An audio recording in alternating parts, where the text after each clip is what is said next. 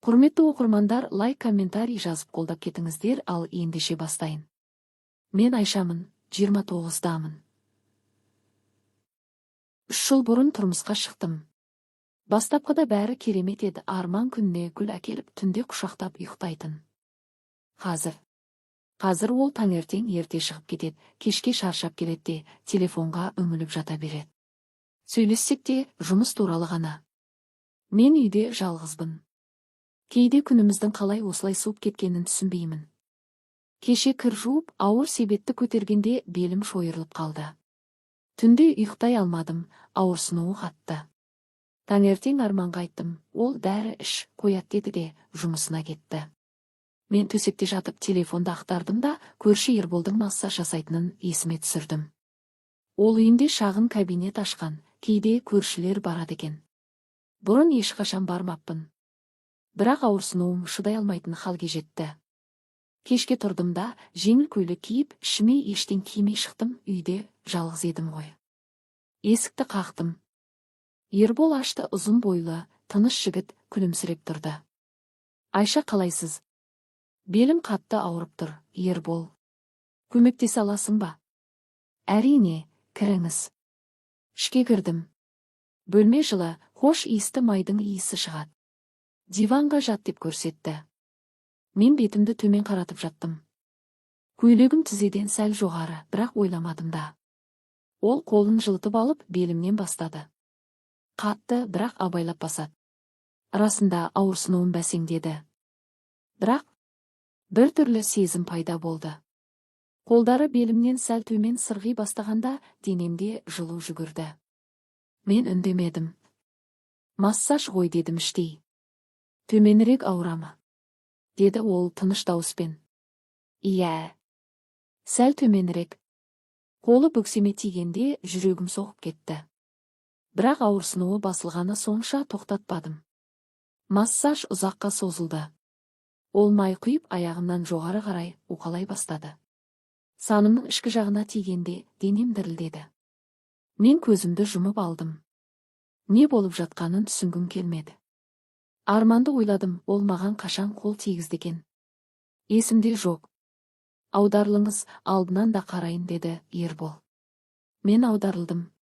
Көйлегім жоғары шығып кеткен, бірақ түзетпедім. Ол ішімнен, қабырғамнан бастап уқалады. Қолы кеудемнің астына жақындағанда демім тарыла бастады. Мен үндемедім. Ол да ештеңе демеді. Бір кезде қолдары тоқтады. Мен көзімді аштым, ол маған қарап тұр. Көзінде бір нәрсе бар еді, сағыныш па, әлде басқа ма? Мен де қарадым. Ұзақ қарадық. Айша, деді ол сыбырлап. Мен жауап бермедім. Бірақ қолым өздігінен оның қолына тиіп кетті. Ол қолымды ұстады. Жылы еді. Содан кейін ол маңдайымнан сүйді. Жай ғана, нәзік. Мен қозғалмадым. Ол мойнымнан, құлағымнан сүйді. Денем ерігендей болды. Мен өзімді тоқтата алмадым, қолымды мойнына салдым. Ол мені құшақтап көйлегімді түсіре бастады. Мен қарсылық көрсетпедім. Керісінше көмектескендей болдым. Мен бірінші рет осындай сезімді бастан кештім. Әйел үшін бұл жеткіліксіз, оны оята білуі керек. Арман ешқашан осылай еркелетпейтін, өз ісін тез бітіріп, ұйықтап қалатын. Біз сол күні ұзақ болдық. Мен бірнеше рет шарықтадым. Содан кейін құшақтасып жаттық. Ешкім сөйлеген жоқ. Мен көзімді жұмып, не істегенімді ойладым. Өкініш пе? Жоқ. Сағыныш басым еді. Үйге қайтып келдім. Арман әлі ұйықтап жатыр екен. Мен душқа түстім, ұзақ тұрдым. Денемде Ерболдың иісі қалған сияқты. Түнде ұйықтай алмадым. Телефонға хабарлама жаздым да өшірдім. Жазалмадым. Ертеңіне Арман тағы ерте шығып кетті. Мен тағы белімнің ауырып тұрғанын сездім, бірақ бұл жолы ауырсыну басқа еді. Келесі күні кешке қарай белімнің ауырғаны қайта басталды, немесе мен өзімді солай сендірдім. Арман тағы да кеш болады деп хабарлама жазып, жұмыста қалып қойды. Мен үйде жалғыз отырып телефонды қолға алдым да Ерболға жаздым. Белім тағы мазамды алып тұр. Боссың ба? Жауап бірден келді. Күтемін. Мен душқа түстім, денемді мұқият жудым, хош иісті крем жақтым. Бұл жолы сылтау іздемедім, жүрегім соғып, аяғым дірілдеп бара жаттым.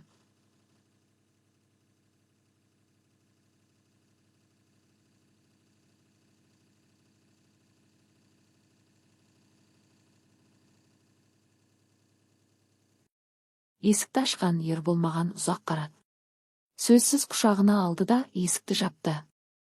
Келесі күні кешке қарай белімнің ауырғаны қайта басталды, немесе мен өзімді солай сендірдім. Арман тағы да кеш болады деп хабарлама жазып, жұмыста қалып қойды. Мен үйде жалғыз отырып телефонды қолға алдым да Ерболға жаздым. Белім тағы мазамды алып тұр. Боссың ба? Жыстық толқын денемді толтырды, сол күні тағы да. Ұзақ жаттық. Ол маңдайымнан сүйіп, сен меніксің бе енді? Деді. Мен жауап бермедім. Іштей білдім, иә, бірақ арманды, өмірімді, бәрін ойладым. Бұл бақыт па, әлде күнә ме? Үйге қайтып келгенде түн ортасы еді. Душқа түстім, денемде оның иісі, ізі қалған. Төсекке жатып қолымды ішіме апардым, әлі ыстық, әлі толы. Ертең не болады білмеймін, бір сәттік әлсіздік жақсылық әкелмесі анық, бірақ мен соны біле тұра нәпсімнің жетегінде кетіп барамын.